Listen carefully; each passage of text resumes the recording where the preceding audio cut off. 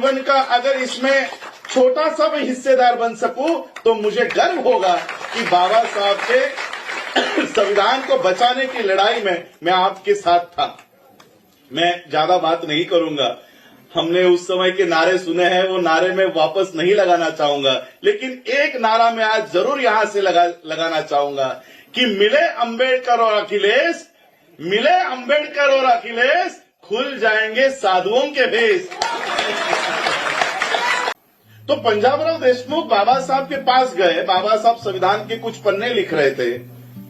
बाबा साहब ने देखा पंजाबराव देशमुख आए, बाबा साहब ने वो जो कच्चा मसूदा होता है, ड्राफ्ट होता है, वो पंजाबराव देशमुख को दिया और कहा कि आप देखो इसमें कुछ छूट तो नहीं ना गया है, मैंने सही से लिखा है, मैं थोड़ा एक फ्रेश होके आता हूं, बाहर चक्कर लगा कर आता हूं। और जब बाबा साहब बाहर से वापस आए तब पंजाबराव देशमुख, इनके आंखों में आंसू थे।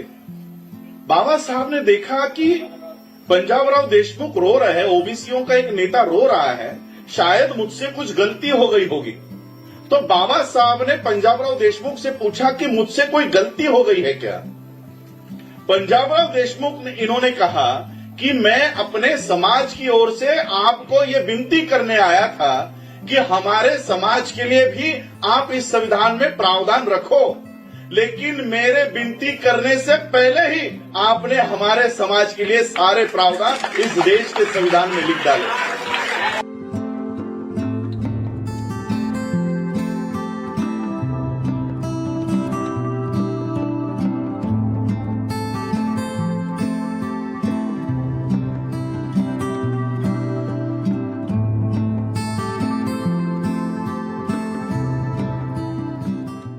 प्रोग्राम का नाम रखा है गुजिया सेवैया मिलन समारोह। भारत के देश की ये खूबसूरत बात है कि इस देश में, क्योंकि मैं पूरे देश में घूमता हूं, साउथ में जाता हूं, नॉर्थ में जाता हूं, 100 किलोमीटर के दूरी पर लोगों की भाषा बदलती है, पहराव बदलता है, खाना बदलता है, ढंग बदलता है, लेकिन 140 करोड़ लोगों को इकट्ठा रखने का काम इस देश के संविधान ने आज भी किया हुआ है। तो ये देश के संविधान की खूबसूरती है। मैं ज्यादा वक्त नहीं लूंगा कल से, क्योंकि अखिलेश जी ने आज सही मायने में, मुझे ऐसा फील हो रहा है, मैं आया तब से सोच रहा था कि ये लोग शायद बोलने के लिए कहेंगे तो मैं कहूंगा क्या। तो दो बातें मुझे एक याद आ रही थी। एक बात ये थी कि जब बाबा साहब संविधान सभा के लिए, यानी इस देश का जब संविधान बनने जा रहा था, तब ये कोशिश की गई थी कि बाबा साहब उस संविधान सभा में पैर तक नहीं रखे, कि वो चुनकर नहीं जाए, और वो सारा नियोजन किया हुआ था। ये बात भारत के मुसलमानों को पता थी कि इस देश की वर्णवादी व्यवस्था बाबा साहब, क्योंकि वो अछूत है, शूद्र है, इसलिए उनको देश के संविधान लिखने के लिए लेना नहीं चाहती। बाबा साहब बंबई में रहा करते थे, मुंबई में रहा करते थे, मुंबई से बाबा साहब इस देश के संविधान सभा में जाने की तैयारी कर रहे थे, लेकिन बाबा साहब को वहां से चुनकर आने नहीं दिया गया। और ये बात भारत के मुसलमानों ने पहचानी और बाबा साहब को पश्चिम बंगाल में बुलाया, और पश्चिम बंगाल में बाबा साहब को बुलाकर संविधान सभा में भेजने का काम बाबा इस देश में भारत के मुसलमानों ने किया। बाबा साहब जब संविधान सभा में गए और संविधान लिखने का काम जब बाबा साहब को मिला, तो इस देश के ओबीसी, इन लोगों को लगा कि ओबीसीओं का उस समय का महाराष्ट्र का एक सबसे बड़े नेता थे पंजाबराव देशमुख, महाराष्ट्र के थे। तो ओबीसी समाज को लगा कि पंजाबराव देशमुख और बाबा साहब के अच्छे रिलेशंस है, बाबा साहब पंजाबराव देशमुख को बड़े भाई के समान मानते हैं, तो हम पंजाबराव देशमुख की ओर जाएंगे और उनसे कहेंगे कि संविधान में हमारे लिए भी प्रावधान करो। तो ओबीसी समाज पंजाबराव देशमुख जी के पास गए, पंजाबराव देशमुख जी को उन्होंने कहा कि रिजर्वेशन या प्रावधान संविधान में हमारे लिए करने के लिए बाबा साहब को मनाओ। तो पंजाबराव देशमुख बाबा साहब के पास गए। बाबा साहब संविधान के कुछ पन्ने लिख रहे थे। बाबा साहब ने देखा पंजाबराव देशमुख आए। बाबा साहब ने वो जो कच्चा मसूदा होता है, ड्राफ्ट होता है, वो पंजाबराव देशमुख को दिया और कहा कि आप देखो इसमें कुछ छूट तो नहीं ना गया है, मैंने सही से लिखा है, मैं थोड़ा एक फ्रेश होके आता हूं, बाहर चक्कर लगा कर आता हूं। और जब बाबा साहब बाहर से वापस आए तब पंजाबराव देशमुख, इनके आंखों में आंसू थे। बाबा साहब ने देखा कि पंजाबराव देशमुख रो रहे हैं, ओबीसीओं का एक नेता रो रहा है, शायद मुझसे कुछ गलती हो गई होगी। तो बाबा साहब ने पंजाबराव देशमुख से पूछा कि मुझसे कोई गलती हो गई है क्या? पंजाबराव देशमुख ने इन्होंने कहा कि मैं अपने समाज की ओर से आपको यह विनती करने आया था कि हमारे समाज के लिए भी आप इस संविधान में प्रावधान रखो, लेकिन मेरे विनती करने से पहले ही आपने हमारे समाज के लिए सारे प्रावधान इस देश के संविधान में लिख डाले। तो आज इस कार्यक्रम में आने के बाद मुझे ऐसा लगा कि मैं अपने दो बड़े भाइयों से वापस मिल रहा हूं, ओबीसी और मुस्लिम समाज के, जो आज पीड़ित, पिछड़ा, दलित और अल्पसंख्यक, ये जो इस देश के लोगों को इकट्ठा लाने का काम माननीय अखिलेश जी कर रहे हैं। मैं अपने जीवन का अगर इसमें छोटा सा भी हिस्सेदार बन सकूं तो मुझे गर्व होगा कि बाबा साहब के संविधान को बचाने की लड़ाई में मैं आपके साथ था। मैं ज्यादा बात नहीं करूंगा, हमने उस समय के नारे सुने हैं, वो नारे में वापस नहीं लगाना चाहूंगा, लेकिन एक नारा मैं आज जरूर यहां से लगाना चाहूंगा कि मिले अंबेडकर और अखिलेश, मिले अंबेडकर और अखिलेश, खुल जाएंगे साधुओं के भेष। तो मैं आज आपके इस मिलन समारोह में बहुत बहुत बधाइयां देता हूं और इसी तरह मैं तो चाहता हूं कि ये एक्सपेरिमेंट, ये प्रयोग पूरे भारत में हो और भारत, पूरा भारत इन जो विभाजन करने वाली ताकतों को ये बता दे कि हम भारत के लोग हैं, ये we the people of India, ये क्रिएट करने का काम, ये निर्माण करने का काम माननीय अखिलेश जी कर रहे हैं। उसके लिए हम तहे दिल से शुक्रिया अदा करते हैं। Thank you. मुझे आपने बुलाया, यहाँ पे मान दिया, सम्मान दिया, इसलिए बहुत बहुत शुक्रिया, धन्यवाद। जय भीम, जय संविधान।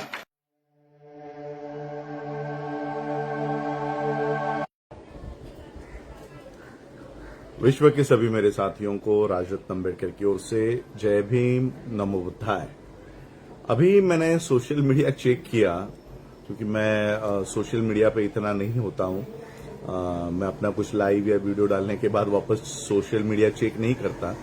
अभी मैंने सोशल मीडिया पे चेक किया तो बहुत खबरें ऐसी चल रही है कि मैंने सपा ज्वाइन कर ली है, ऐसी खबरें मेन स्ट्रीम मीडिया ने भी चलाई है। एबीपी न्यूज समथिंग है, जी न्यूज है, इन लोगों ने चलाई है और हमारे अम्बेडकराइट लोगों में भी ये चर्चा शुरू है।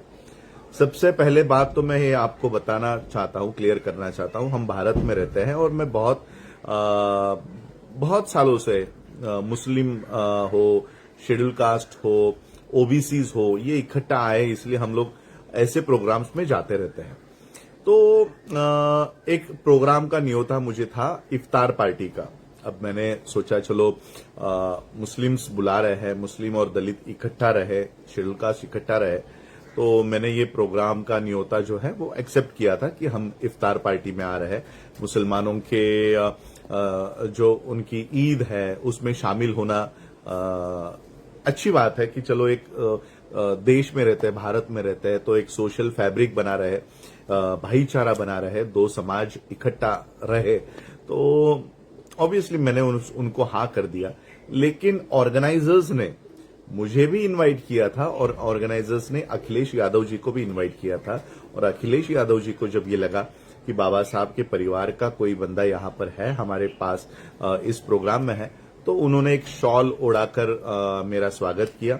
और मैंने भी एक स्पीच के तौर पे, मेरा पूरा स्पीच किसी न्यूज 24 पे 1-1.5 घंटे का वो पूरा प्रोग्राम वहां पर है, 5 मिनट का स्पीच मैंने किया कि मुसलमानों ने बाबा साहब को किस तरह से संविधान सभा में भेजने का काम किया और आज संविधान को जरूरत है SC, ST, OBC, माइनॉरिटीज इकट्ठा होकर बचाने की। अखिलेश जी को भी मैंने ये बात कही कि आपका समाज और हमारा समाज यानी अंबेडकर और अखिलेश, ये दो समाज अगर इकट्ठा हो जाए तो ये जो साधु बैठा हुआ है यूपी में शैतान के भेष में, तो इनका भेष जो है ये खुल जाएगा, ये बेनकाब हो जाएंगे। तो इतना ही लाइन मैंने वहां पर बोला है। इसका मतलब ये नहीं कि मैंने कोई सपा ज्वाइन कर ली। मुझे मेरा काम बहुत पड़ा है। बुद्धिस्ट सोसाइटी ऑफ इंडिया का काम है, वर्ल्ड फेलोशिप ऑफ बुद्धिस्ट का काम है, डॉक्टर BR अम्बेडकर बैंक का काम है। इतना बड़ा काम हम लोग, यूनाइटेड नेशंस के मेरे रिसर्च आर्टिकल्स होते हैं और ये सारा काम मेरे पास, मेरा ही काम इतना पड़ा है कि मैं पॉलिटिकल एक्टिविटी में ध्यान भी नहीं दे पाता हूं। और मैंने बहुत पहले ही क्लियर किया था कि मैं पॉलिटिक्स में नहीं आने वाला हूं या मैं पॉलिटिकल फिगर नहीं हूं, मैं एक नॉन पॉलिटिकल मूवमेंट चलाता हूं। तो बहुत लोग, क्योंकि मेरे जो फॉलोअर्स है ये बीएसपी के फॉलोअर्स है, बीएसपी के लोग मुझे पूरे दुनिया में इनवाइट करते हैं और मैंने हमेशा ये बात कही है कि हम प्रधानमंत्री के तौर पर बहन कुमारी मायावती जी को देखना चाहते हैं। लेकिन फिर भी मैंने ना बीएसपी के मंच पे कभी जाके मैंने बीएसपी का प्रचार किया है, ना एएसपी हो, और बाकी के पॉलिटिकल पार्टीज के तो मंच पर जाने की बात तो बहुत दूर है।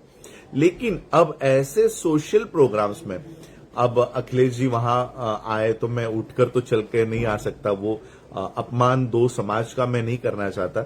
लेकिन मैं आप लोगों को ये कहना चाहता हूं कि मैं नॉन पॉलिटिकल आदमी हूं। पॉलिटिकल मूवमेंट मैं अभी एंट्री नहीं कर रहा हूं और ना ही करने का कोई इरादा है।